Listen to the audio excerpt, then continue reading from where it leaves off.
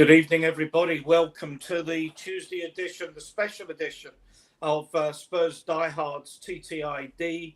I know a number of you will know Sean coming through from his channel. Well done. Thank you, Adrian. Well done. But I'll introduce myself for those of you who don't know me. I'm Ian Meth, and I'm going to host tonight's show along with my co-founder and co-presenter in the top right of your screen, Adrian. So good evening, Adrian. Evening all. Yeah, I'm looking forward to this show. Underneath the good-looking one at the bottom of the screen, many of you will know. Yeah, no, it's the good-looking one behind you. Bugsy, she's there. Is Sean Butler. I've asked Sean to come on because Sean obviously has a lot of corporate experience, and we want to talk about we want to talk about the ownership and the ownership issues. Sean has got about an hour and a quarter, so we're going to rattle through what we want. Other than one thing I do want to say is this is not, I repeat, not a Levy out show. It's not got an agenda in respect to the current owners. It's simply a factual show talking about who the owners are, where they are, where we are as a club, and what the future might hold going forward. About 90 of you in watching so far. I suspect a fair number of you already subscribed to Sean's show. Excuse me. But if you can press a like and subscribe to our show, that will really help us. We're a new channel, and we would absolutely love to have you on board with us. So please, yeah, guys, it's quickly, guys, it's over on the Spurs Talk Show. Make sure I put the link in the title. You got to spread the love here. Adrian, part of the furniture on the Spurs Talk Show. Ian, less so, but should be on more frequently than he has been, and that's a faux pas on my part. But great guys, great people, and I need you guys to smash that link and get over here and help out the boys that we're doing the multi-stream with today, because you've got to spread the love. These guys are awesome guys, and so if you come in via my channel, then make sure you get over and that you hit that subscribe over there as well. Thank you, Sean. Thank you. Hey, Sean, let's start with you. I'll try and bring other people in as well, and we'll do the chat so your voice doesn't go before your business call at 9:15. Sorry. Let's talk about. I've put the banners up. We'll use that at least as a working agenda as far as we can. I mean, first of all, who are ENIC and their history of football club ownership? I mean, we know they came in. We know they bought the club from Sugar, but who are they and what do they represent? Well, they're a property investment company. They're just they're an investment company essentially. They are a group of guys, obviously owned by Joe Lewis predominantly and his family, and obviously Daniel Levy is a minority shareholder within that. I think he's got 33% or something. You might be correct me on the actual specific numbers there, but about a third of ENIC is owned by Daniel Levy. Yeah, they had a history of buying into a bunch of different things. Mainly property is their history. They love to gentrify areas. They're a part of ENIC is a part of the Tavistock Group. Tavistock is a massive organisation that has ridiculous amounts of investments all over the place. They've got places in the Bahamas, places in South America, Central America, south of Central America. Lots of somewhat, you would call it, some shady practices with regards making some, I don't know how you would call it really. I'll keep it polite and call it gentrifying some native land, shall we say, that has had a bit of a kickback. And yeah, look, in terms of the things that we care about, obviously they were involved in football ownership, multi-club ownership. They were the groundbreakers in Europe. I think they were the second, actually, second group to buy into multiple football clubs back in the day, where before the UEFA rules changed. And they were, look, I mean, you could ask Rangers, you can ask Vicenza, Slavia Prague, Basel. I think was it Basel? I forget. There was Basel. Four teams. Actually, I've got it up on the screen if you can see. Oh, there you go. Oh, cool. Yeah. Sorry. There you go. But perfect. AEK Athens. So yeah, like they had minority slices in a lot of these, and some more majority slices in others. Now, depending on who you ask, and if you ask some of the guys in the more towards the Greek and the far east of Europe, then a lot of the directors of football and the other owners that they had to work with don't have the nicest things to say about Daniel Levy and their kind of investment and their involvement and their kind of coming in, shaking up the clubs, I guess, with regards cost efficiencies and trying to do things their way. Not a lot of great feedback, which is not uncommon for multi-club ownership. It's very rare that you find owners of football clubs that participate in multi-clubs that don't at least have at least one club within that umbrella that has a fan base or a previous owner system that resents the new owners. It usually comes down to pecking order, how they feel about playing feeder clubs to teams above them from different leagues. But multi-club ownership is a very, very difficult thing to get right. If you get it right, then it can become a conveyor belt of excellence, and the benefits are brilliant. But it's very difficult. It's hard enough to run one club profitably. It's even more difficult to do it over multiple clubs. But like I say, if you do get it right, then it can work. If you don't, it can be an absolute terrible ordeal. But Daniel Levy and ENIC were one of the first to break ground on it, boys. And then the rules changed. We didn't cross the line. The line crossed us when ENIC looked to buy Tottenham Hotspur, and they had to divest their interests in most of those other, or all of those other clubs, in order to go after the big fish, I guess, within their portfolio, which was Tottenham Hotspur. And last thing I'll say quickly before I hand back is, if that hadn't happened, if the rules were as loose now as as loose then as they are now, then you can only imagine where Tottenham could be if they'd got through all of the other things that they've done with regards gentrifying Tottenham and the stadium and the sort of divestiture of responsibilities to just the football club fans to bring in the revenue sources. All of that stuff that we've gone through in the last sort of 10 years, 15 years will still remain true. And we had the benefits of the multi-club ownership. Tottenham could be on a different stratosphere right now, but it wasn't to be. So, I mean, it's fair to say, though, that ENIC are in this to make money. Yeah, of course. Well, I mean, everyone is. There's probably like, I don't know, a handful at best around the world of owners that came in to take over football clubs that have a different relationship with money. And usually their ends are slightly different, right? They're either trying to, again, I've got to be careful how I say this, but I don't mean any offense to anyone that's watching that might take offense to this, and it's easily done. But essentially, you're either trying to launder money, or you're trying to, sports wash, trying to clean up a kind of reputational slur that might exist around a certain part of a certain culture or whatever. Or you're trying to figure out a way to, in the case of certain places in the Middle East, you're trying to remove your dependency from the black gold, to be, i.e. oil, to be the source of revenue for the next 10 generations of your country. And in the case of oil, obviously there's this move in the bigger political hemisphere to move away from that stuff and move towards greener energy. And so Saudi Arabia, Qatar, all these guys,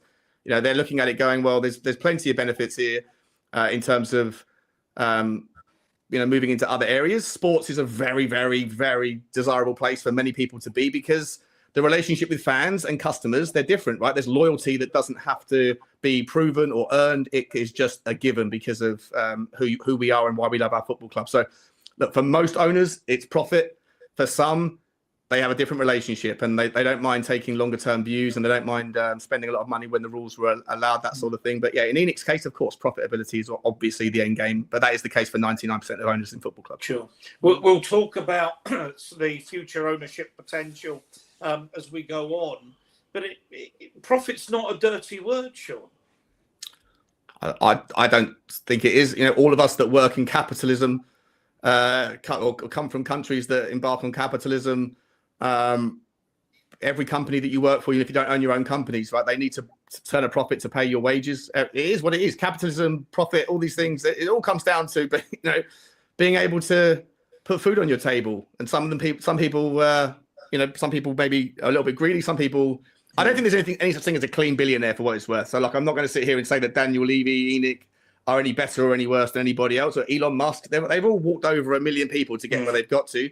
So it's not, it's definitely not, I don't think it's a dirty word, but it's probably not a dirty process if you are driven by, it's certainly not a clean process if you're driven by those things to the ends where you end up with that many numbers of zeros in your bank balance. But I mean, as you said, and we'll talk, there's not that many fairy godmothers or fairy godfathers out there that are going to be spending billions of pounds on players just for the greater glorification of Tottenham Hotspur. We'll talk. I'm going to keep, as I say, I'm going to keep the pace of this quite quick if I can, because of the time constraints, and get to some of the nitty gritty. 2001, Sean, they acquired, I think, 85.55%, which is just short of 15%, are now owned by, I think, small shareholders who had the shares prior to that. Yeah, 30,000 shareholders still remain. Yeah. Yeah. Well, I am one. I think I've inherited some from my late father. You have, Sean. There'll be people watching. No, that have I'm not. small shareholders. People always say, "Oh, Sean Butler's a shareholder." I'm not a shareholder. I'm not a shareholder. Yeah, I mean, they paid around £47 million. I mean, it seems absurd now. But the club wasn't in a good fight. People forget the club wasn't in a good state then. No, it wasn't. It was even worse under the previous tenant or the previous custodian in Irving Scholar. I mean, Alan Sugar wanted to keep hold of the club. He only sold because of other things that got in the way. Like, I don't know if you guys have heard this story. I've said it a few times. Terry Venables was obviously one of the shareholders at the time, and he ended up employing my dad and the company that he works for to sell his stake onto the open market through investment banking outfits and hedge funds. But Alan Sugar was absolutely furious. He phoned my dad up and said, "Oh, I'm going to sue the company you work for." I won't say the name of the company, but unless you pull that sale. And my dad was like, "It's too late. Like, it's already been plugged, right?" So as a consequence of not getting Terry Venables' stake, Alan Sugar basically then, as far as I'm aware, sort of saw the writing on the wall and was already under the pressure of some pretty, unhappy fans. People were going outside his house and apparently in protesting, which is pretty scary, I'm sure. And in the end, I think it was just easier to kind of cash in and walk away. And Alan Sugar still made a profit on the deal. So you're right, Ian. It's not a huge number compared to what football clubs go for in today's terms, but at the time, it wasn't cheap. But if I can take that on 1992, Sky, I mean, I know people think that football actually began in this country in 1992, but when Sky took over the televising of English football, the landscape changed completely. Alan Sugar in Amstrad was manufacturing satellite boxes and satellite dishes for Sky. Or for B Sky, B or BSB Sky, whatever it was in those days. If I'm putting a case against Alan Sugar, I'm saying he should have been alert to the potential, the massive potential that football had, because Sky, in my view, doesn't have a business model if it doesn't have English televised football. And both, and we've suffered for 30 years because of Alan Sugar's short-sightedness as a businessman. Well, yeah, I mean, yes and no, I guess. I mean, yeah, Alan Sugar could have seen the wood for the trees. I don't personally think Alan Sugar is that much to write home about as a businessman. Like, he's done very well for himself, better than I ever will. So, who am I to judge? But I would just say that, he was still trying to sell those weird telephones, fax machine type things, 15 years after the fax machine became fairly redundant. So I don't think he's the kind of the genius that maybe the Apprentice or whatever would have you believe he is. I think he's a little bit kind of dated and doesn't. I think he's maybe always living a little bit in the past. I don't think maybe it's changed now, but even back then I think he was always kind of hanging on to older technology. And so look, if you don't see the wood for the trees, if you're not seeing the way the world is moving, which way the wind is turning or blowing, then you don't really want that guy to be running your football club. He had the opportunity if he had a bit more prescience. But look, you know how I feel on this channel, on my channel at least. I don't think that Daniel Levy is anything like the pariah that he's portrayed to be. I think he's made a lot of mistakes. I think he's greedy. I think he's got the wrong risk appetite for football ownership generally. And I think that maybe he's been a little bit naive to think that the rules around PSR and FFP, all that stuff was going to hold any weight. I think I'm guilty of it as well, expecting that the Premier League had the ability to create rules that would have the teeth. But ultimately, I think that Daniel Levy's done a really good job in Tottenham, taking us from that kind of 13th, 12th position, 14th, whatever, during the early stages of the new century, and making us perennially knocking on the door. Like, the top 4 or 5 teams have always, It's a lot easier to get from 15th, 14th to 6th, 5th than it is to get from 5th and 6th to 1st, right? That door is, we knock on the door all the time, but it's a really heavy door. I said it on a show earlier on. I think it's like Fort Knox. It's a bloody heavy door to open, and no one else has done it either. You know, Everton used to be a top 4 team, the old top 4, they fell away. Aston Villa relegated, come back in, knocking on the door now, but probably won't make it through it. Neither will Newcastle, in my opinion, despite all of their wealth.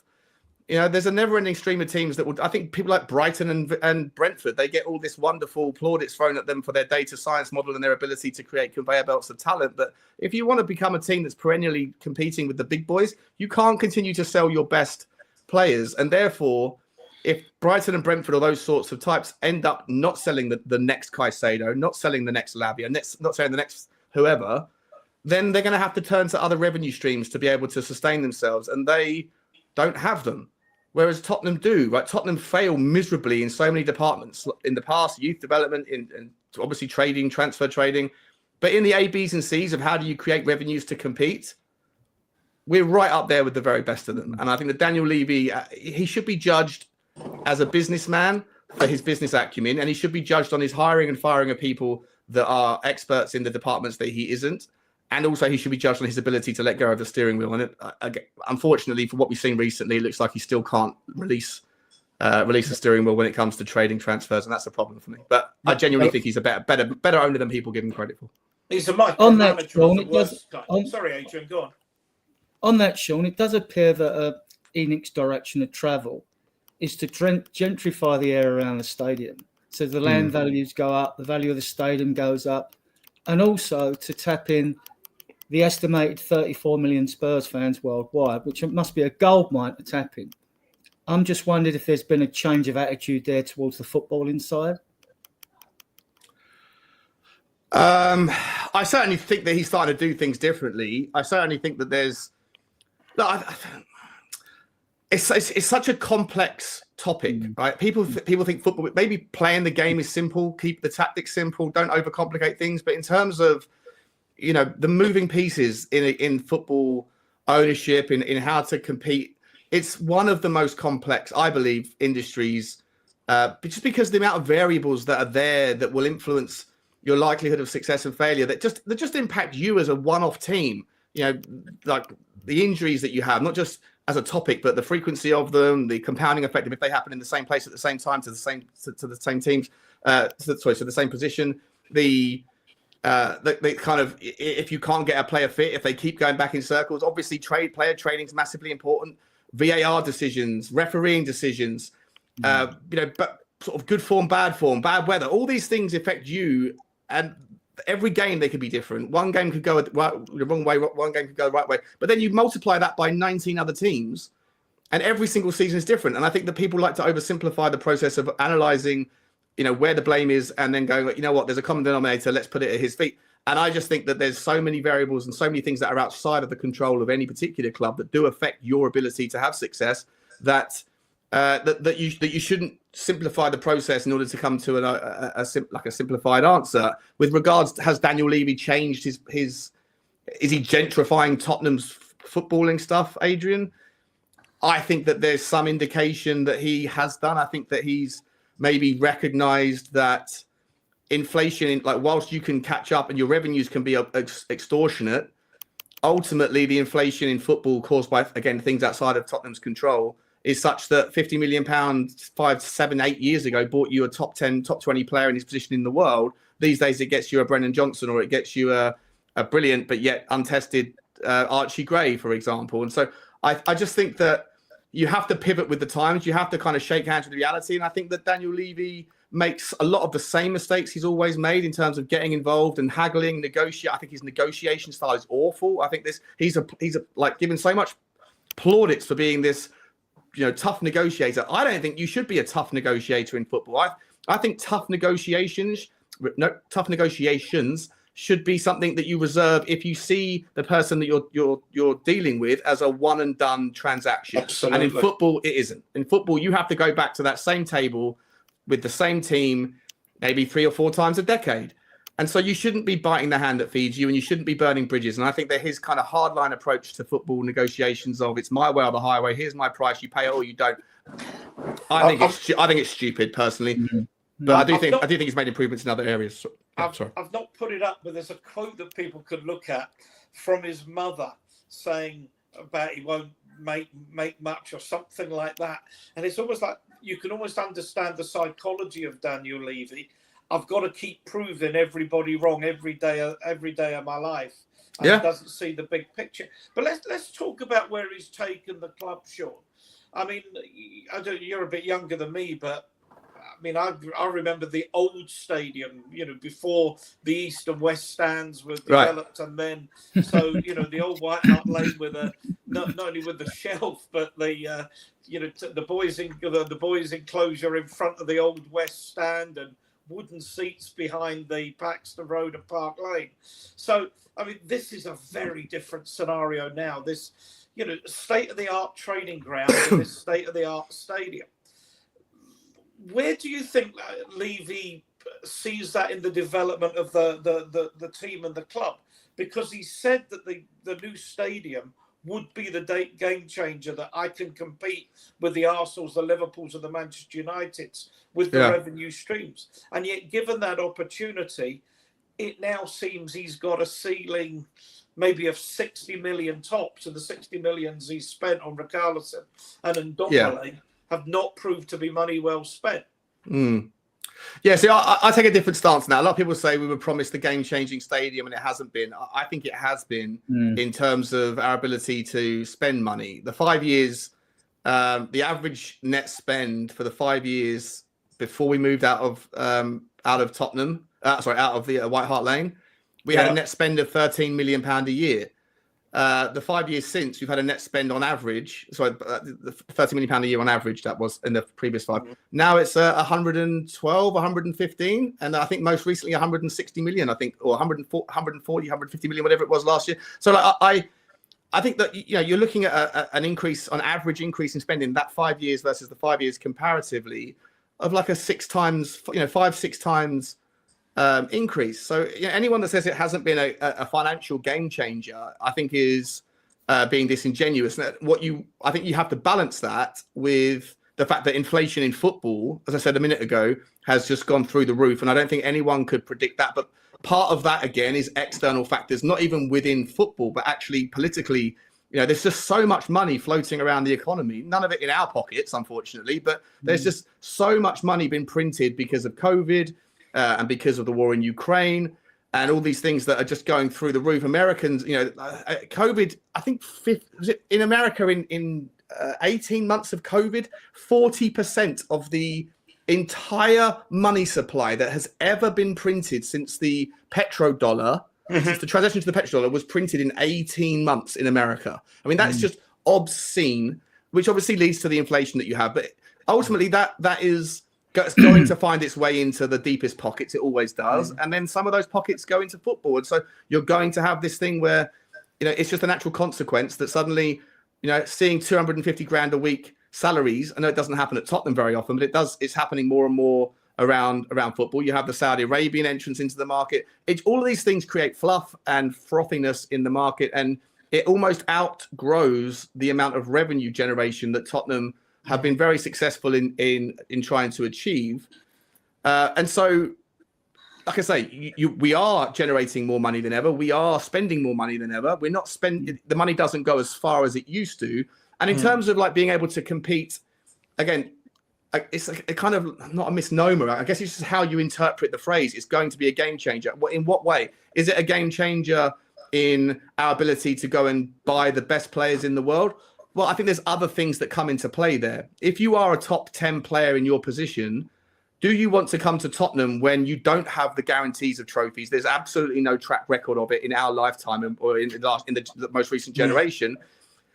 Are you going to go to the other teams? Like if you are a top 10 player that's emerging, you're going to be sought after by Arsenal, by City, by Liverpool, by Chelsea. Those top 4 or 5 teams that have always won. 90% of all trophies are won by those 5 teams. And those guys have got the track record and say, look, you can come and sit on the bench and you can fight for your place, but it doesn't really matter because you're going to win trophies if you go to Manchester City. You're probably going to win trophies if you go to Liverpool. You're going to you'll have a good chance, but not a great chance of winning trophies if you go to Arsenal, less so for United. And then Tottenham sits at the bottom of that sort of top 6. So I think that there's a difference between has it created enough, has the stadium and the training ground created a vision which can sell the idea to certain players? Yes. Has it created enough money for us to compete financially? Yes. Has it created the amount of success that can allow you to compete on the other factors that are just as important? No. Just the last thing I'll quickly say on that one, before I know it's a long answer, I'm sorry. But no, it's okay. All right. The last thing I would say is, when you said about the ceiling around 60 million, I also, and I put my neck on the line on this one, and I could be in the mud in 18 months' time, but I have said that I believe that by the next summer's transfer window, not this summer, but the season after, all being well, if we have our youth policy that's maturing nicely, I think we're putting in a lot of groundwork right now to get through the deadwood, to bring in these youth-centric policy, because that is a place where you can compete on the transfer strategies. It's more risk. You don't know if these guys are going to make it or not. But if you go and buy some of the best youth talent out there, then hopefully they're going to mature and they will appreciate as well, and we'll close the gap on some of our net spend mistakes. But ultimately, I do believe that when you don't have to replace 9 players in your squad every year, because that's what we've had to do for the last 2 years, I do believe that if we get to a position where we only need 2 or 3 players, I think you will see a £100 million player at Tottenham in the next 18 to 24 months. The only thing I'm worried about is, what does a £100 million buy you in 24 months? Does it buy you a Brennan Johnson, or does it buy you a top 10 player in his position in the world? And we won't know until we get there. But for me, I think that you will see Tottenham break the bank for a player or 2, because we won't need 8 players in that summer window, hopefully. I'm going to bring you on. Sorry, go on, Adrian. Sorry. I do agree that the stadium has been a game changer. I think a lot of fans are assuming game changing in a way of success, and we all get that. But it's definitely been a game changer in wages and money spent on players, because we spent an estimated 1.1 billion on players since the stadium opened in 2019. It doesn't say much for our recruitment, does it? You know what I mean? But I mean, it's still a lot of money. So, and look, I think we've failed better, as I like to say, in the transfer windows recently. Failed better. We've brought players in, younger ones, which have helped, which is good, because we probably weren't in a position to bring in more expensive oven-ready players. And we've done well with, whether you believe some of these players are going to be good long-term or not, we've done well bringing in Sarr and Udogie, and young players like that, even Johnson and things like that, So we have improved. We all want to see growth, don't we? I want to see growth this second half of the season. That's what I wanted to see, and us really go hard for these 3 cups, right? So we'll see what happens. But I'm hopeful that, we can do really well in Europa if we hit our true form, and I think we may get a bit of long-awaited success. Yeah. Sean, I want to, I've picked this right up from one of your own shows that you did that I had the pleasure of listening to. No naming rights deal for the stadium. The stadium opened in 2019, so it's coming up for 6 years old. Even at, let's say it was 20 million a year, which seems to be less than Levy wants, which is something else we'll come on to later. But that's 120 million that we haven't got, that we might have got. Yeah, look, the naming rights deal is it's an interesting topic, because there are plenty of reasons why it's not always a case of you're losing 120 million in that example, right? That you've just given there, because there's an intangible, an unqualifiable, and unquantifiable amount of money that has been made by increasing the brand of the club into areas that are massively growing markets that won't necessarily or wouldn't necessarily have had these people that are now moving into the Premier League having made a choice on which team to support. It is 100% true that there will be a significant amount of future revenue that comes into this club as a consequence of not selling your branding rights to Google or Amazon or whoever else. There's a reason why Google and Amazon want that brand awareness, because every time that there's an NFL game on TV or a Beyonce concert spoken about in various different pockets of the populace. And obviously Tottenham matches, right? All of that stuff, whenever it gets put on TV, there's a reason why these people sort of partially fund the stadium itself by selling those naming rights. Is because it's beneficial to the brand that is looking to get involved. What I would say is, despite Tottenham looking for it, and despite Todd Klein being brought in for that particular purpose most primarily, just like when we're trying to find a new owner for Tottenham Hotspur and the club is valued at 4 billion, the amount of people that are going to be interested in Tottenham that can afford 4 billion, that can come in and participate in some sort of shared ownership with Daniel Levy still having his hand on the prize, all that stuff, it becomes very, very filtered in terms of the potential pool of investors and potential pool of buyers. And with regards, stadium naming rights, it's also not that easy to find a company that is going to fit the purposes of what they're looking for. Bearing in mind that a club needs to basically, a brand would need to basically be B2C, like business to consumer, so that it's the average person in the street on the TV, sitting in Australia, sitting in America, sitting in London, who will see that brand and will say, oh, that's right. And then later on, there'll be some intangible benefit and they'll go and make the purchase. And there's not that many companies out there that are going to see the value in spending £25 million, because there's not that many companies out there that have B2C businesses that also have an audience that's global. There's not that many. Yeah. There's maybe Microsoft is a good example of one. Teams like Spotify, social media channels, that sort of thing for sure. Insurance companies maybe, but if you look across into places like Germany, for example, where there's some like medical companies like Bayer, who obviously own who built Bayer, the football club. They obviously sponsor their own stadium, but that wouldn't work in the UK because there's no medical marketing allowed in the UK. None of that stuff is legal over here, whereas it is in America.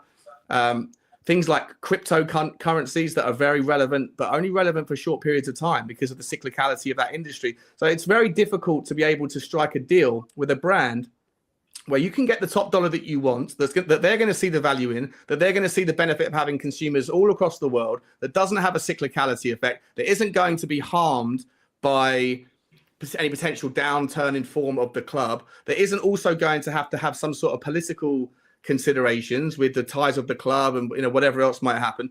That there's just so many considerations that goes into that. And look, Daniel Levy wants top dollar, and they're really he wants £25 million a year. In terms of football stadiums, it's different. The Crypto.com arena in the LA Staples Arena, that's a smaller arena, but they have events there 5 days a week, I believe. Stadiums don't, right? So stadiums, I think they have 18 Premier League home games, maybe half a dozen cup games in an average season, and now because of the events, maybe an extra 20 events or something. So more so than most. But if you look around Europe, Spotify, the deal with Barcelona, that's only 20 million euros. And by the way, the Barcelona, that whole chicanery with what happened with Barcelona's finances, they had to sell 10% of their TV rights to a German company that was supposed to be for 60 million euros. They only ended up getting 20 million euros. The other 40 million is now come through Spotify. Loads of weird things happening with that whole story that I won't get into on this conversation. But essentially, the naming rights deal. Long story short, guys, I'm sorry for my long-winded answers here. But long story short, yes, it's desirable. No, I wouldn't say that we've sacrificed £120 million because it's very difficult to know how much money we've gained from having the long-term benefit of people choosing Tottenham as a consequence of seeing the Tottenham Hotspur Stadium when they tune into the NFL or whatever else.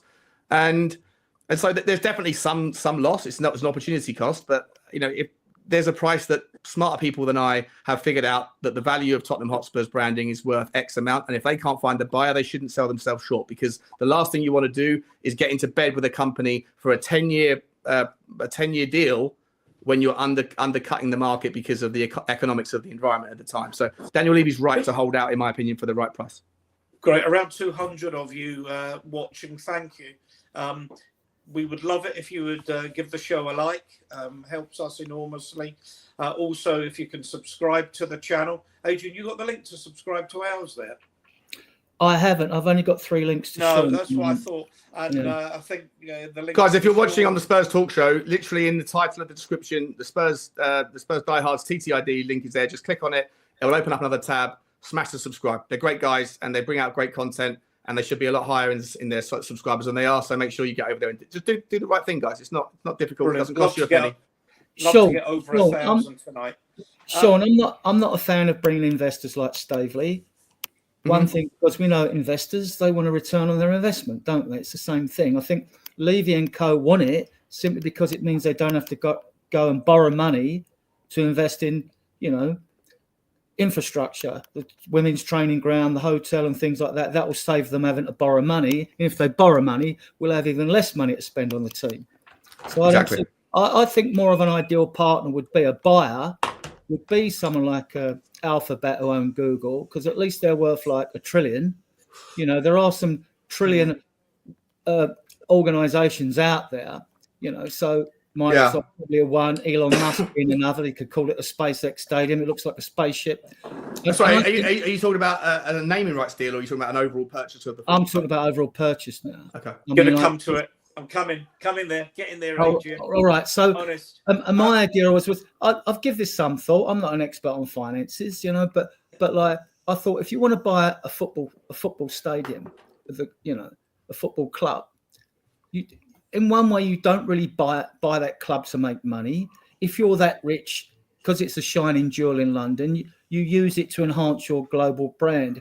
If you're that big as an institution, organisation, company that's worth $1 trillion, $4 billion is not going to be too much of a pinch for you. I mean, it's still hell of a lot of money. But if you bought the club for $4 billion, think of all your partners and associates that want to come with you, want a piece of the action, want to sponsor the stadium and all that. I mean, I know we can't get involved with the sugar daddy, because at the end of the day, with the new rules, you'll be limited to how much you spend. We've seen what's happened with Newcastle. Their owners are worth $36 billion, and yet you can't spend money. So when people talk about billionaire companies or investors and groups, I think that's not what I'd like to see. It may happen. I mean, I don't get a vote on it. It may happen, but I don't like the idea of investors. Yeah, look, I mean, private equity. You've seen it with Sir Jim Ratcliffe. Not that he's private equity, but you see the sort of outcomes there, right? Cost cuttings, efficiencies.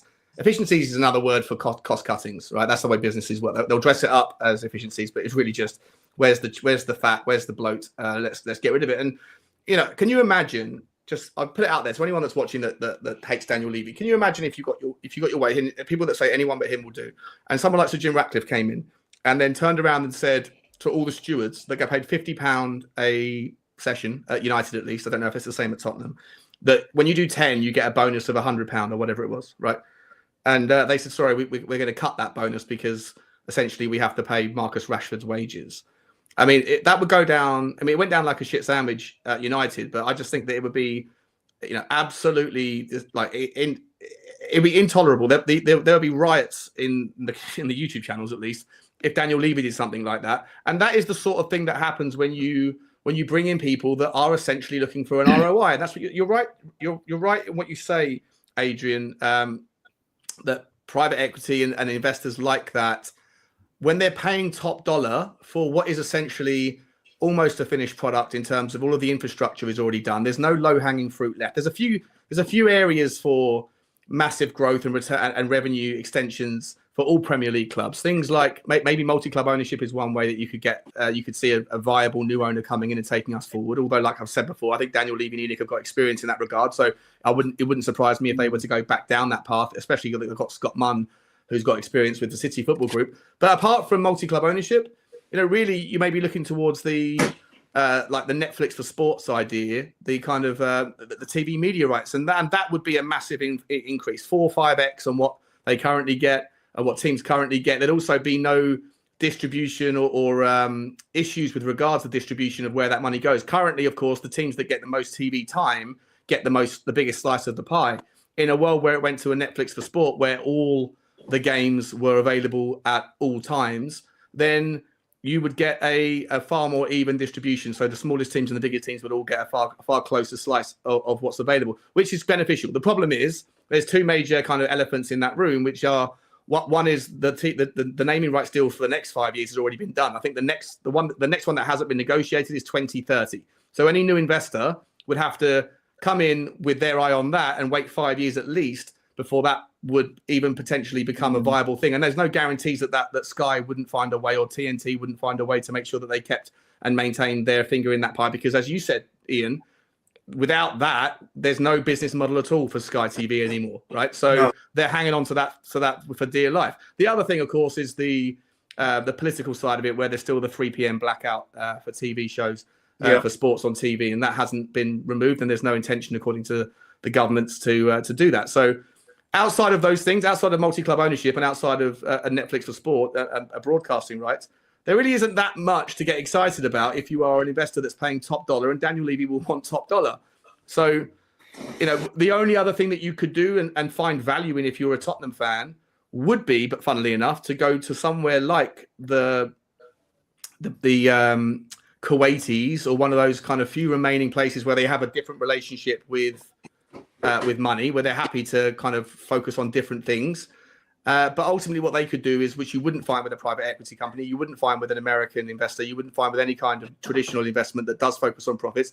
They would leverage the debt of the club. They would extend the debt of the club, and they would be doing it at far higher interest rates than what our current debt is at, which wouldn't be good. The interest on the debt would be insane. For example, Manchester United had to pay £66 million in interest last year on their debt that doesn't need to exist, because the Glazers took out all that, was it 500, $700 million dollars worth of dividends over the last 15 years and didn't pay the debt down, which is outrageous.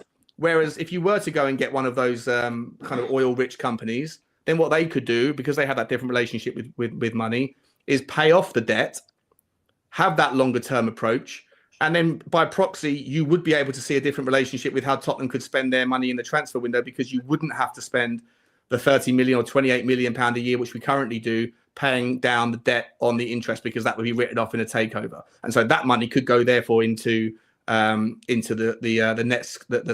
net squad spend ratios, and ultimately increase your transfer budget by about 30 to 40 million pound a year. And I believe even for brand new investors, they get an extension on the allowable losses. So you could end up for the first 3 years seeing, in a world where you were taken over fully by a Kuwaiti outfit, maybe an additional 50 to 60 million pound a year in the transfer budgets, presuming all other revenue streams remain even. So there's the kind of value proposition for doing it that way. But outside of that, I'm not sure what really changes, boys. I don't know what changes with regards new owners, apart from maybe a different appetite to risk. That's about it. Let me bring you in on this, Sean, because I think this is important. Sorry, I've made a typo here. It's April 2024 when the last set of annual accounts came out, and I've abbreviated this slightly. But the board are in discussion with prospective investors that to continue to invest in the teams and capital projects, the club requires a significant increase in its equity base. And it's the words equity base that caught my imagination as soon as I saw them. Because, Sean, some people certainly might want that explained, because that's not simply we want to sell 50% of the shares and put the money in mine and Joe Lewis in the trust's pockets. This is creating new equity, new shares, new money. So what's the thinking there? Because I'm going to come on and ask, nothing's happened, and why not? But first of all, what's the thinking in the strategic thinking by the board with that? Yes, like you said, expanding the equity base means just that, right? It means increasing the shares in issue so that you dilute the shareholders that currently have their stake. Whatever the 30,000. I mean, this happened before with the £100 million that was supposed to be 150, and they came out and said, we have the option to draw down up to 150 million, and if so, there'll be in 3 different tranches, 50, 100, or 150, and if so, then the maximum dilution would be 3%, I think it was, or something like that, which valued the Tottenham at the time at something like $7 billion, which was insane to me. But I understand the logic behind it, because most businesses are valued at the last funding raise valuation. So if the last time money was injected into a business, the valuation of that capital injection, if you were to extrapolate that out over the entirety of the market capitalization, then that is what the company's valued at, especially when there's no other mechanisms or means to value. And so Daniel Levy could then go around thinking that he's got a $7 billion valued business. And as a consequence, he would hope and think that other people might come in the future and say, well, if it was last valued at $7 billion and Tottenham have improved since then and their revenues are going up, then it's valued at more than that. So you're robbing Peter to pay Paul if you're Daniel Levy and ENIC, in as much as you're diluting yourself and you're overpaying the minority shareholders by putting in the £100 million at a much more inflated valuation than is realistic. But in so doing, you hope that there's a secondary latter market that you can tap into where the next buyer pays the valuation. As it turned out, as I knew it would, there was none of that second bite of the cherry. And consequently, that's why they didn't take the last 50 million, because they went back to the drawing board and realized, why are we doing that when we're going to be over? And not that 50 million pounds is a lot of money to them, but these guys are business guys, right? It doesn't matter whether it's 50 quid or 50 million. At the end of the day, they don't want to have to pay 50 quid if the thing's only worth 30. And so they didn't want the last 50 million pound because they'd have to pay over the odds for it. And now they want to hand over to somebody else. And so essentially equity based, what we're talking about right now, is exactly the same thing. They'll add more shares to the business, and they will dilute everybody, including themselves, by allowing someone to come in and inject £500 million at whatever the valuation would be. That would obviously be negotiated by all the lawyers and everything, and the bank, whose name escapes me, forget.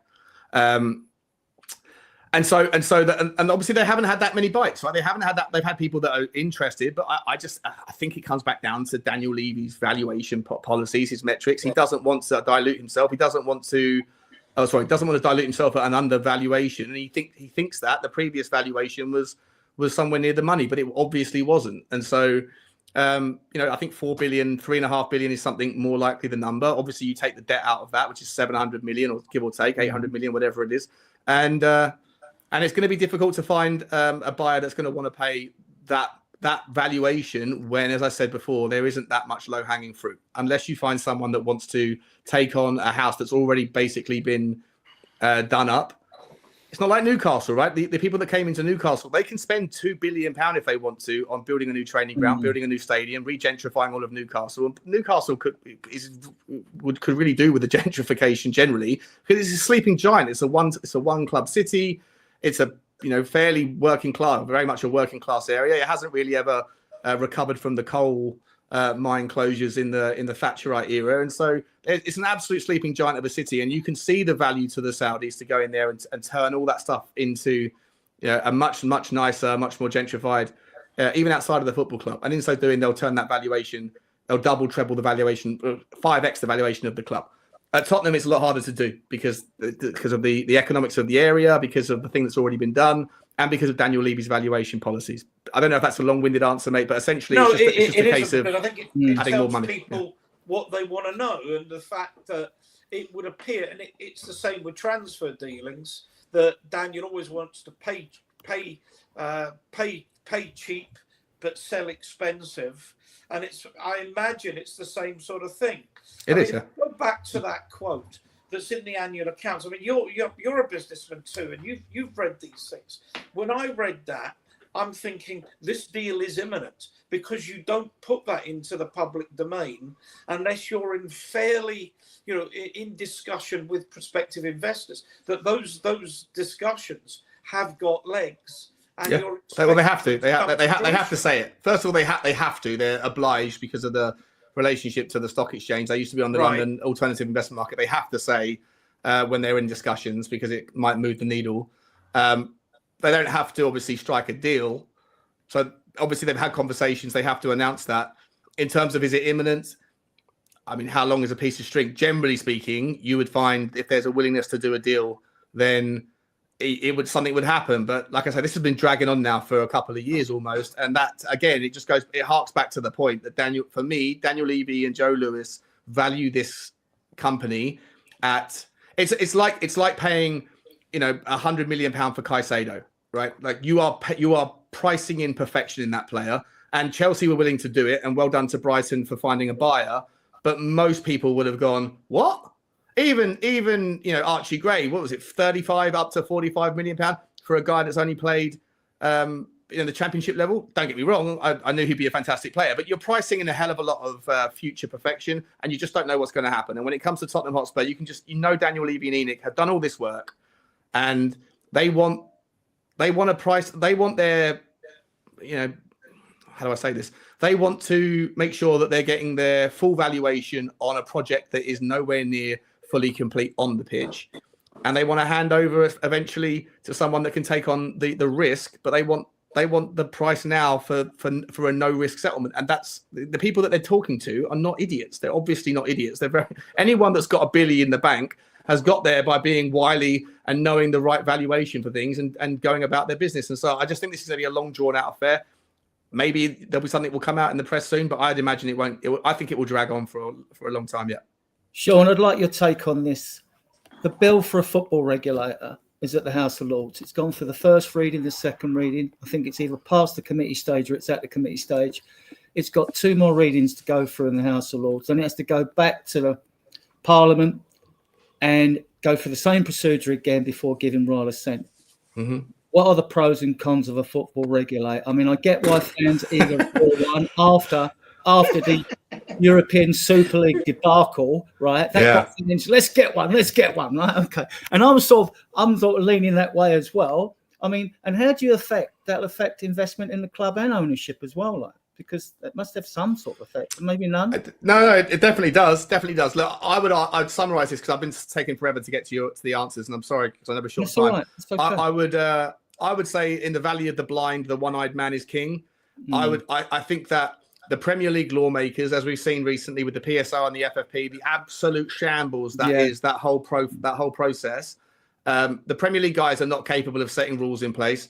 And then so the government wants to get in. You know, the government only gets involved if there's something in it for them. And it's not that they want the best for the football industry. They want their slice of the pie. They want to make sure that they're getting their, whatever it might be, whether it's, better tax efficiencies for profitability. The cost for the football regulator and all expenses incurred is going to be the bare minimum. Minimum. And there's jobs for the boys and it's a gravy train, all of that stuff. But that's probably kind of inconsequential in the grand scheme of things. The big fear for me is, let's be entirely honest, I don't know if everyone's political styles on there. I don't care whether it's Conservatives government, Reform. I don't care if it's Labour. I don't care, Liberal Democrats, you name it. There's not a single thing that any government has ever got involved in where efficiencies is the name of the game. Right? Look at the NHS. It's the most inefficient, giant walking toad of a organisation. Wonderful thing. Don't get me wrong. I absolutely adore, and everyone that works in the rank and file are fantastic. But in terms of bloat, it is insane how much waste and how much ridiculous slippage there is in that organisation. And yet, on paper, the government being able to control contracts and suppliers because they are essentially buying as one outfit, they should be able to control that spend and they should be able to handle the efficiencies. And it should become a far more effective way of dealing with an industry. I've never seen any nationalisation or any example of anything that's ever handled by the government to be an improvement. For me, I am a capitalist. I am a market private, a kind of a real market capitalist. I do think that whilst you get inefficiencies and whilst you obviously can get certainly you can get corruption, I do think that generally speaking, competition is the way to seek out fairness, and that's the way that you get all a rising tide lifts all ships. The idea that a football regulator is going to come in and make this game better, for me, is laughable. I don't think it's good. I think right now, it's horrendous. I think that the lawmakers right now are shambolic, but the government coming in is not going to make it better. It's going to be more clunky, more obtuse and more vague in terms of getting any clarification on how do we level the playing field, how do we stop the wealthiest clubs running away and finding loopholes, selling their hotels to each other, leasing them back. All this stuff is just ridiculous. But the football regulator run by the government isn't going to make it better. It's going to be worse, in my opinion. So I'm not for it at all, personally. Okay, we got about 20 minutes, and I'm conscious of your time, Sean, and you need to join in the capitalist system in America and go and make lots of money and keeping the downtrodden down as we do. That's life. But seriously, let's talk, I think, for the time that we've got left. You mentioned the Glazers earlier, but I want to talk about the kind of options that might be open and the kind of people that might come in. And we've dealt with some of it. But whenever we talk about a takeover at Tottenham, or whether it's extending the equity base and bringing in a minority, or even a complete takeover, the name Amanda Staveley never far away from the table.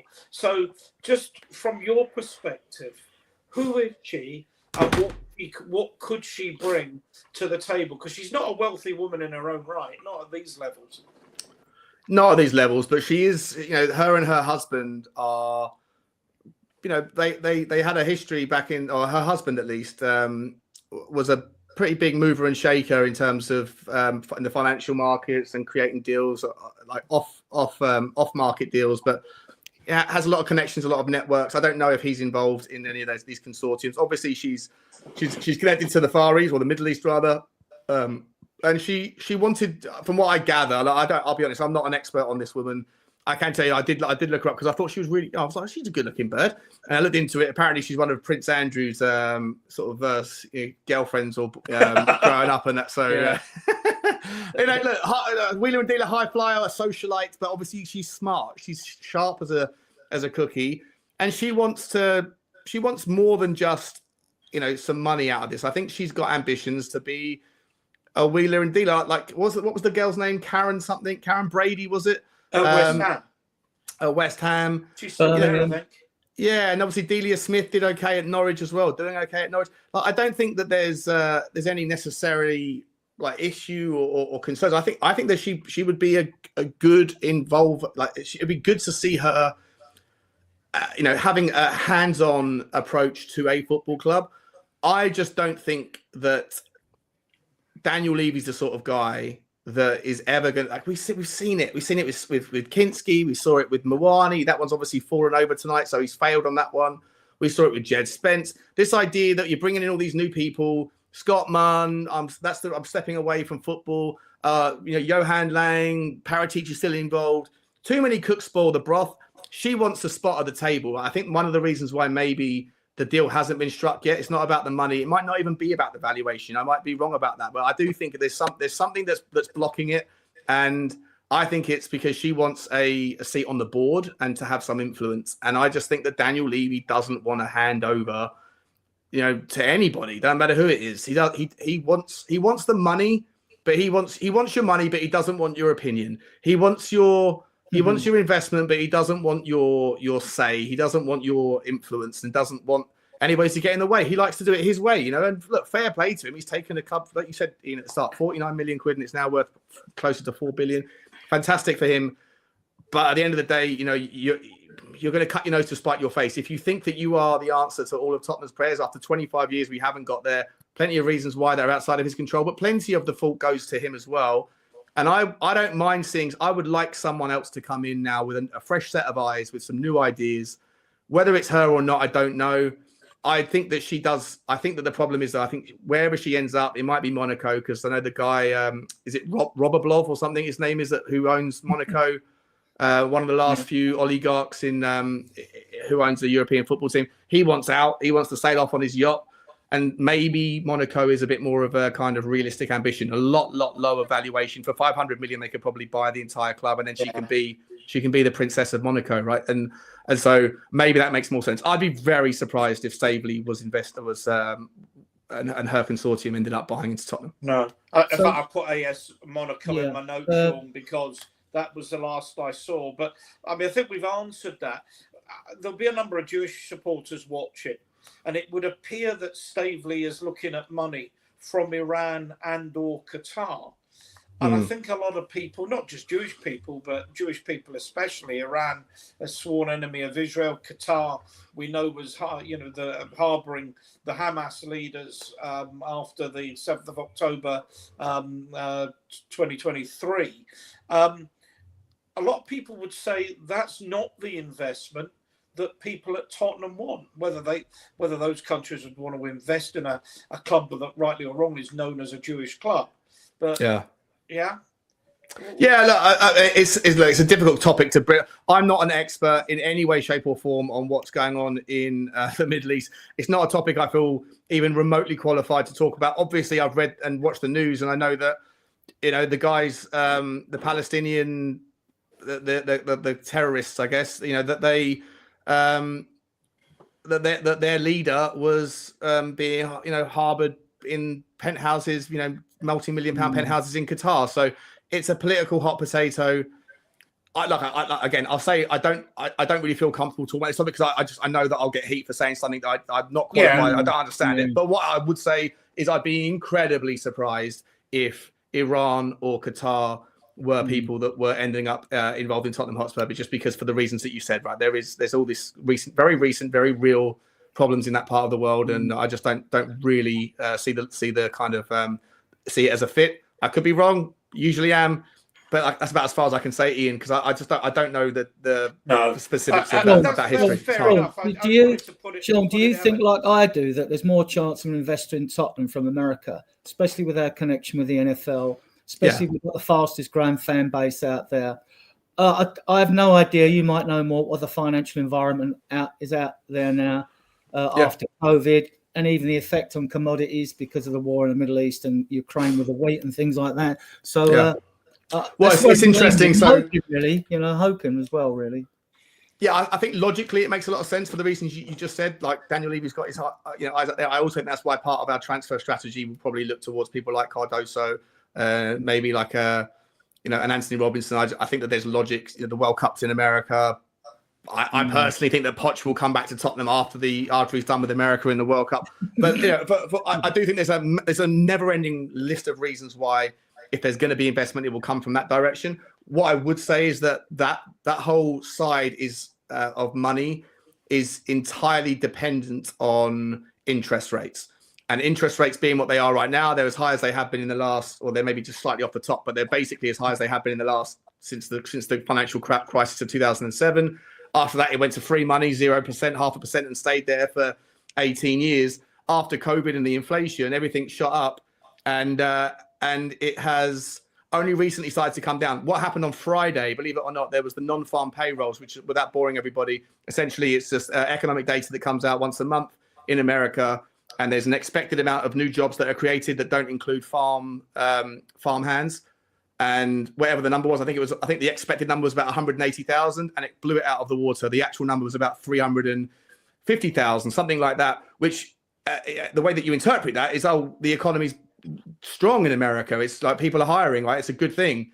And so you would expect the stock market, therefore, to fly up. That's the natural consequence. Strong economy, strong stock market. Doesn't work that way anymore. It's like an inverse of what's happening because of the interest rate conversation. If the economy's strong, then there's less likelihood that there's going to be a reduction in interest rates, because a strong economy with lots of people getting paid means more money floating around the economy, which means more inflation. Therefore, you keep interest rates high to try and take some of that money out of the economy so people save it in their bank accounts. And consequently, interest rates remaining high was really bad news for the market. So the stock market took a massive hit. And that, by proxy, is also the reason why you probably won't see, or it's less likely that you will see investment in things like sports teams by private equity, because their willingness to get involved in long-term asset risk, which is what a football club investment would be, is predicated on cheap money. And cheap money is not happening when interest rates stay high because of the risk of inflation. So I'm not sure if that's a kind of long-winded answer, but essentially I agree with you, Adrian, that the most logical answer would be investment from the West. But that is dependent on economic environments, not so much with the Middle East. They just, if they want to come, if whatever, Brunei or Kuwait want to come in and buy Tottenham, as I say, that's not so much about, is it cheap borrowing money? They've got all the money in the world anyway, so it doesn't matter to them. I think it's less likely now than it was a couple of weeks ago that American private equity money would come in. Doesn't mean it won't happen. This could be just a temporary thing. But if interest rates remain high, it's less likely that private equity buys things like football clubs. I don't know how long you've got left, but I've got 3 links for you. So before you go, can you just make sure got another about 10, to go 5, through 10 each minutes. link and explain them to I got 5 minutes, guys. I've got 5 minutes. That's all. Sorry. I'll give you 5. I'll take the 5. Go on. You want to do those links, Adrian? I've got a couple of other. Yeah, this link is very just quickly. this is a new link, Sean. What's this one about? I'm subscribed to it. I know you and Johnny are doing this. Oh yeah, I appreciate that. Yeah. Football Inc. is just Johnny and my. I love Johnny to pieces. He's a part of the furniture on my channel, cool. And I've always said to him, like, he needs to have his channel. Try and get him on when he's not busy. Yeah, you got to get him on. Yeah, he's a great guy. And both together. You know what I mean? Yeah, love to, 100%. Football Inc. is where we're just putting our thoughts out there. It's not about Tottenham specifically. Tottenham might be a conversation, but it's more around just whatever's happening in the world of football. Could be finance, could be multi-club ownership, could be ownership models, could be transfers, could be whatever else. So yeah, appreciate you. Smash the subscribe. Thanks, guys. And this one, the Sean Butler TV. What's this one about? Yeah, that's the finance guy. That's my finance channel. That's what I was doing before the hacking, before shenanigans, and I let that drop, but I'm bringing it back. Obviously, it's transfer window, and obviously there's loads of things happening now with PSR and FFP. So there'll be loads of stuff coming out with regards to specifics of non-Tottenham stuff, but within the world of finance. So if you like that stuff, smash that subscribe as well. And this is a normal podcast that us fans in the community have up and running. Right, so go on in. Yeah, no, and if please, if if you're watching the show, please hit the like button. Please hit the like button and the subscribe button. Really most important, guys. Most important. Everyone that's watching this, if you're watching it on my channel and you haven't already, I say it for the third time, you have to get over. Go to my title, hit the Spurs Diehards TTID link. New tab will open up. Smash the subscribe. Get these boys to 1,000. Well overdue. Well overdue. Thanks for that. And our shows do go out every Tuesday, Friday, and Sunday at 8 o'clock. We keep them the same time so as people knows. Obviously, we're competing everyone, but you can't not clash with anyone when you're out there, when you're on a podcast now. There are so many good communities out there. But they all have a different thing because they have a different tone. They all have a different tone. Go on, Sean. Go on, Ian. Sorry. One last question for you. From what you're saying, whether it's the money that Levy asked for, the state of markets at the moment, the price of money, which looks like it's going to stay high for the foreseeable future, we're stuck with Levy, more or less, aren't we? Unless this fairy godmother comes along and waves a money tree at him and pays £5 billion and says, "Thanks, it's mine." Yeah. Look, I mean, things change very quickly, and like I say, take everything I say with a pinch of salt. Like I don't know what's going on. I give you what my thoughts are based on how I read and interpret things, but could be massively wrong on a lot of these things. What I would say is, I don't think there's any change happening at Tottenham. I think Daniel Levy doesn't want to sell the club. I think he likes his £5 million a year salary, or ranging from 2 million to 7, depending on how well the numbers look, and he likes that. That's his form of a dividend. Because we don't take dividends from the club at the moment, but he doesn't want to give it up. I don't care if he stays. I think he's a brilliant custodian from the business side, and I think it's wonderful that he diversifies the responsibility of revenue generation away from Tottenham fans as much as he does. No other chairman in the Premier League does that, and I think that should be applauded. What I would say is he has to get his hands off the steering wheel when it comes to transfers, because for everyone that you give him a pat on the back for the Kinsky deal, the Jed Spence deal, whatever, he's also responsible for screwing up a lot of them. I think his negotiation style sucks. I think he's burnt a lot of bridges that it now means that we don't necessarily get a chance to even compete for certain players that we probably want to. And more importantly, I just feel like with the PSR and the FFP thing, like the ridiculousness of how obviously stupid those rules are. They're just not fit for purpose. The smartest minds in the room are figuring out ways to get around it. At the end of the day, as much as I applaud Daniel Levy for trying to do what he's doing within the rules, I've said this 1,000 times, no one gives you a pat on the back for coming second in the Tour de France by being honest.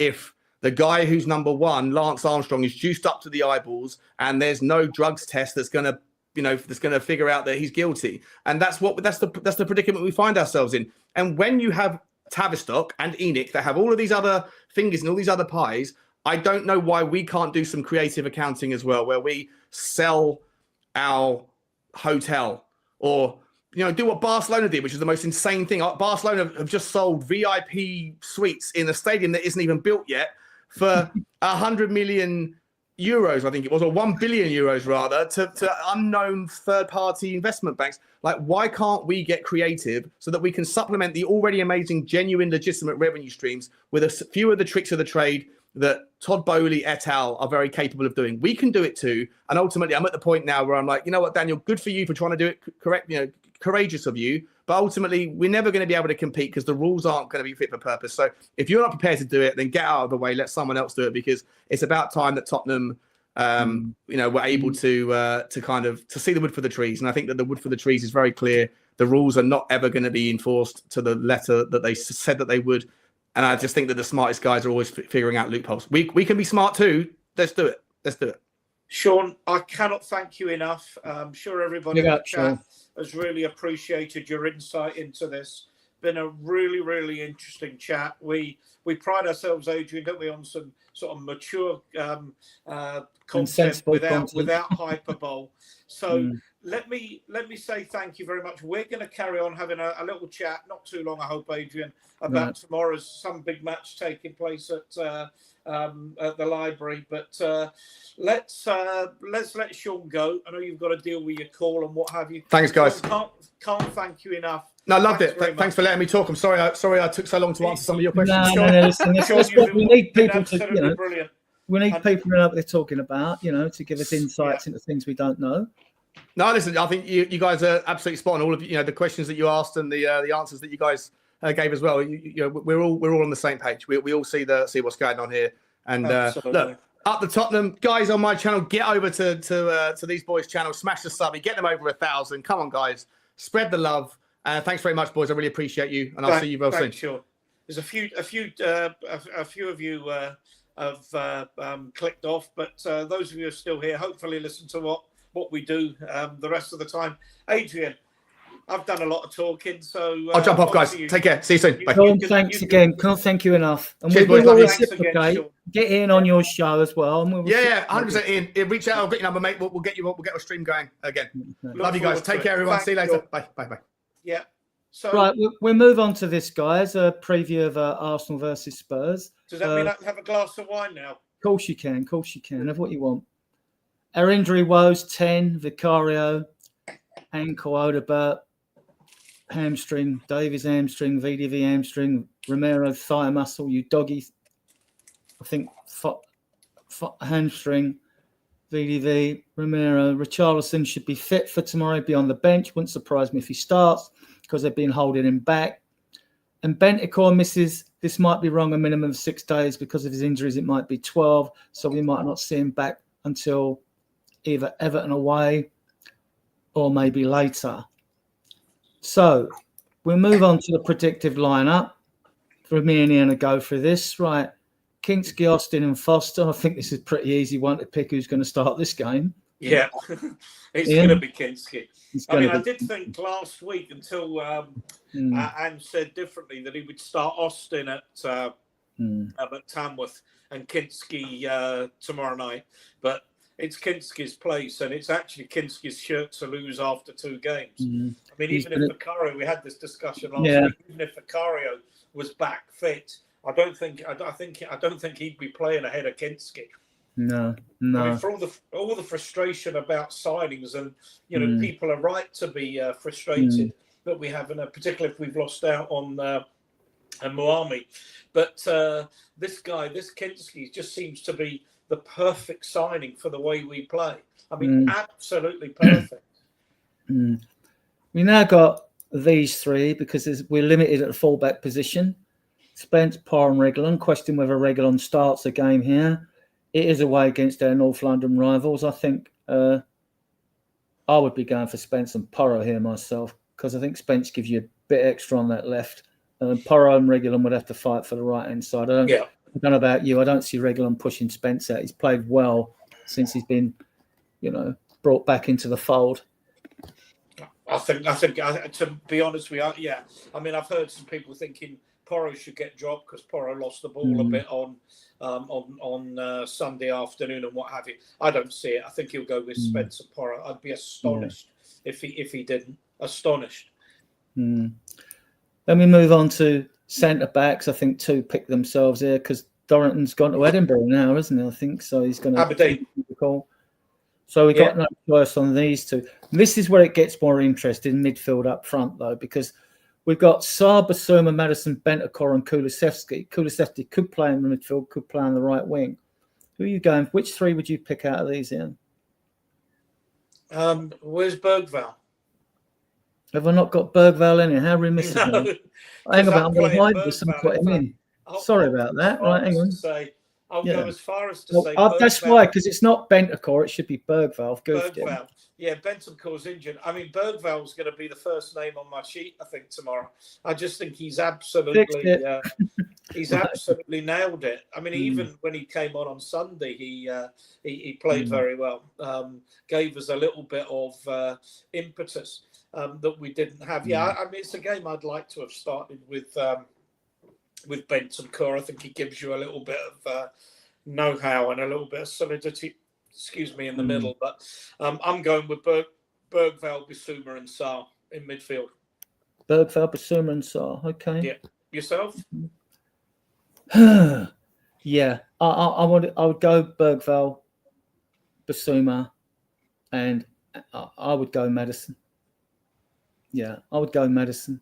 Do you sometimes think in games that of that intensity, Adrian, Maddison sometimes gets a little bit ahead of him? It's a bit too quick and powerful for him when he likes to dwell on the ball and do his nicey stuff. And a North London derby's maybe not the game for that, particularly a North London derby away from home. Yeah, I mean, during them 10 games of last season when we won 8 and drew 2, Sarr, Bissouma and Maddison were Angie's pick in those games before we got injury problems and all that.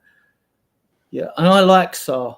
But it's good that we're getting more options now to be able to pick players. There's more come back. We're going to struggle to pick the team because Angie will know fitness levels, red zones and things like that. He'll know who needs to be lifted.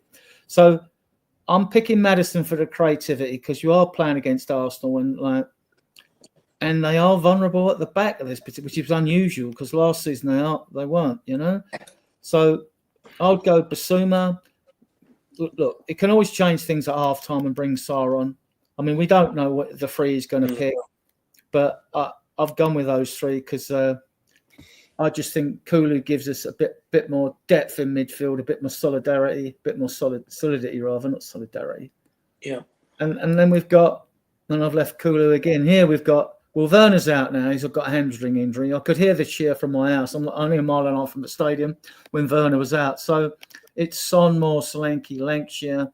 He's not starting, is he? Johnson and Kulusevski. So they're sort of fighting there, really.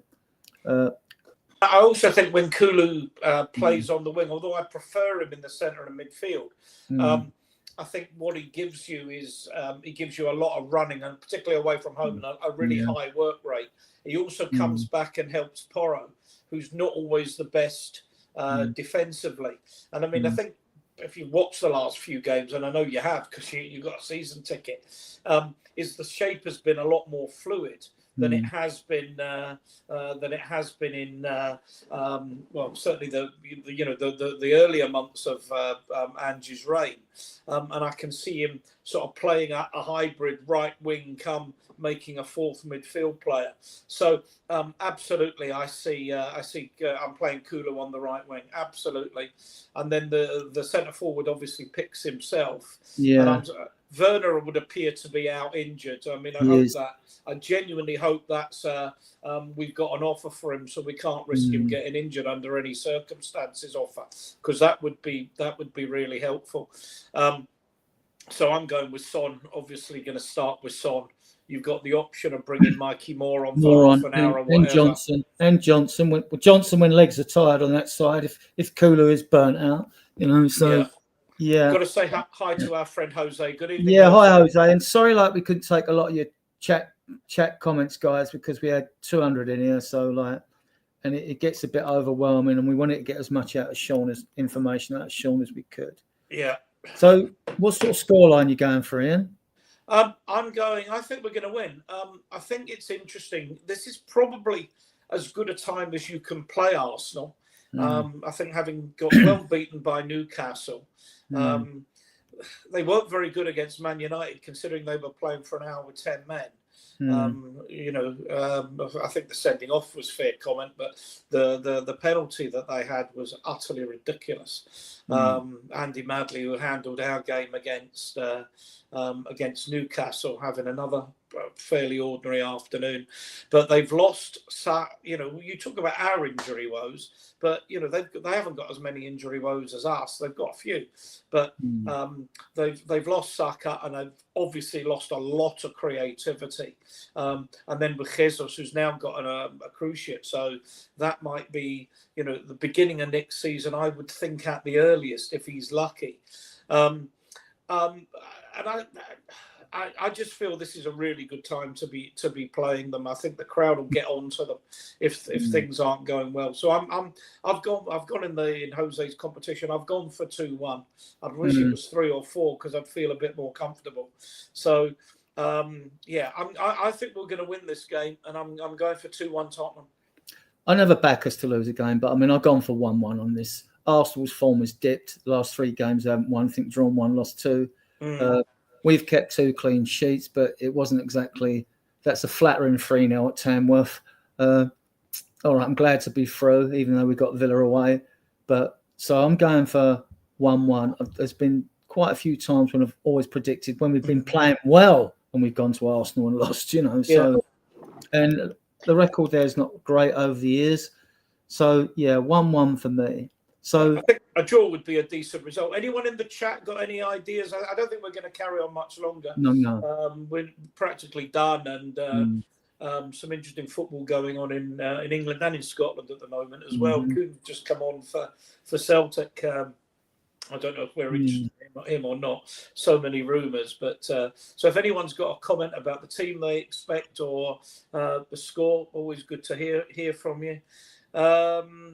And just for those you know, not going to discuss. I don't know Matthew, but who's going to score for Arsenal 2 clean sheets in a row? As I say, I think everybody loves Kinsky already. Absolutely. Go on, let's deal with this, and then we'll. Yeah, I'll just show you who we have been linked with, guys. If Miani is going to Juventus, we'll know more. It's obviously he didn't want to come; he wanted to go. So if a player don't want to come to us, I never want them anyway. I mean, these are just links. These are all rumours as well. Tarek Mitchell's out. Sorry, can you go back? That's my fault. I hit the wrong button. Okay. There you go. That's fair enough.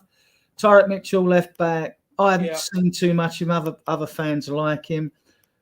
Dorgu's the only one I'd really like. I know what I mean, bringing another young player, but I have watched videos of Dorgu. I like the player. He's 20, left back, left wing, right wing. Fratese is at Inter Milan. They want him gone. See, a lot of these academy, a lot of these clubs in America, in Italy, what am I talking about here? A skin. Then you've got Douglas Luiz and Fagioli. They're both at Juventus. Rumour is Juve want rid of them because they haven't got money. This gives me one little doubt still about this Muani deal, because I don't think Juventus can finance it. So we never know when they say, "Oh, deal's going to be done. It's done. It's agreed." But it's only agreed. And we don't know that we've been in for this player. All right, we think we know. We think that Levy went out. But the reality is no one knew anything about Odebear until it was announced we'd signed him. No one knew we were even talking about Kinsky. I'd never heard of him until it found out we'd signed him. Juventus were, a few days ago, Juventus were only interested in a loan with an obligation, not even an option. And now it's been reported in the Italian press, the boy wants to go to Juve and they take a 6-month loan, no obligation, no option. It's all you just don't know.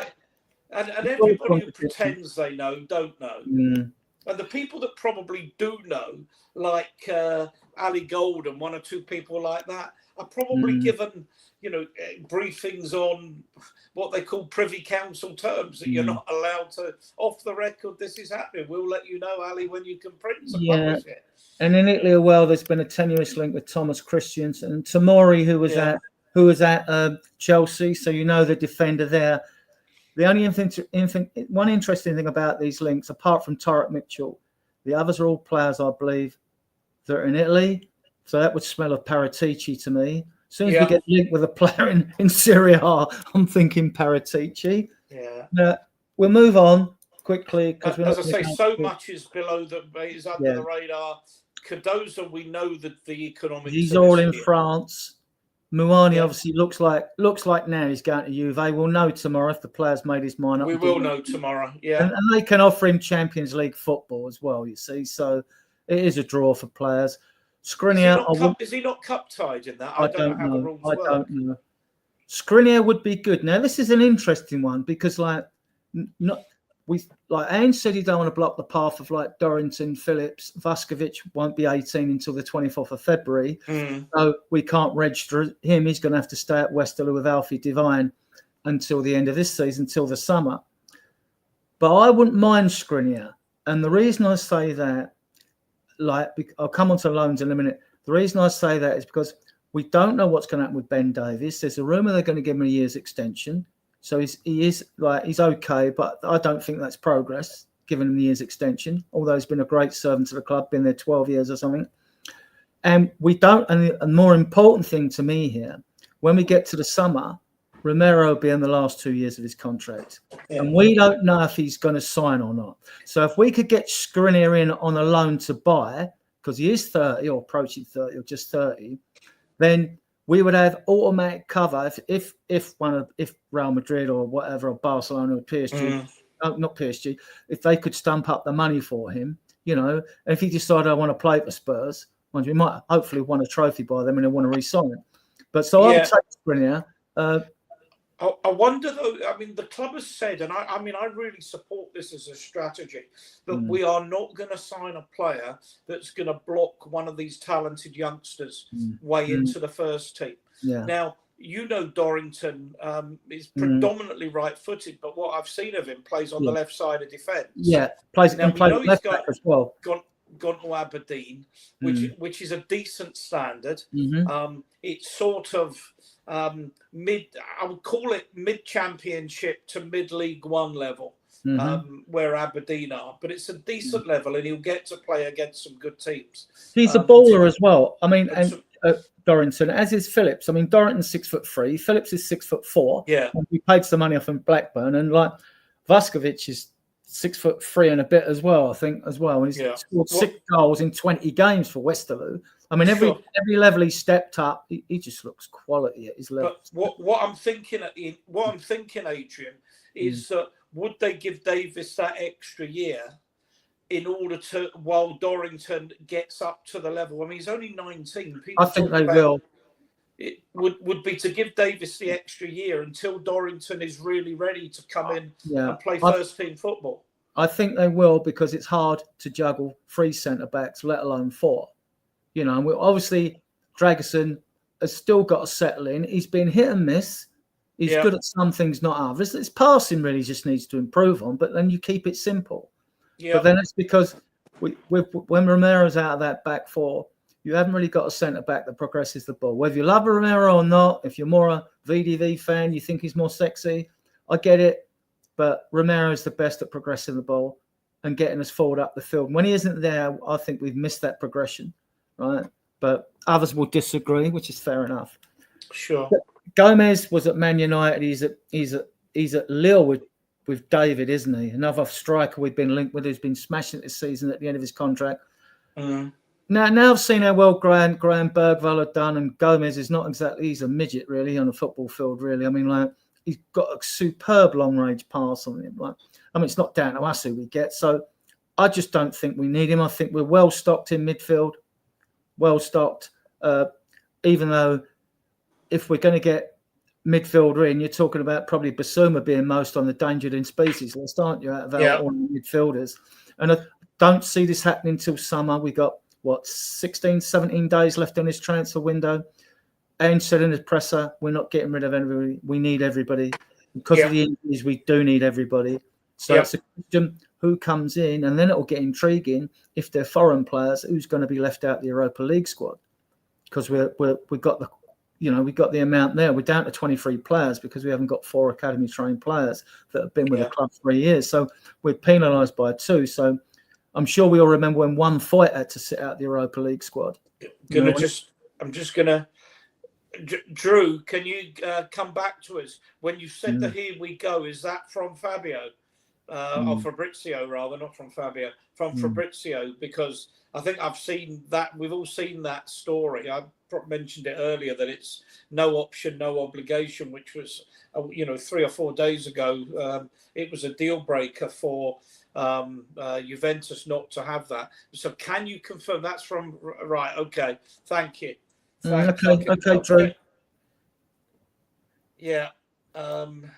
I'll get you on Friday, Drew. I'll get you on Friday. On our Friday show. Yeah.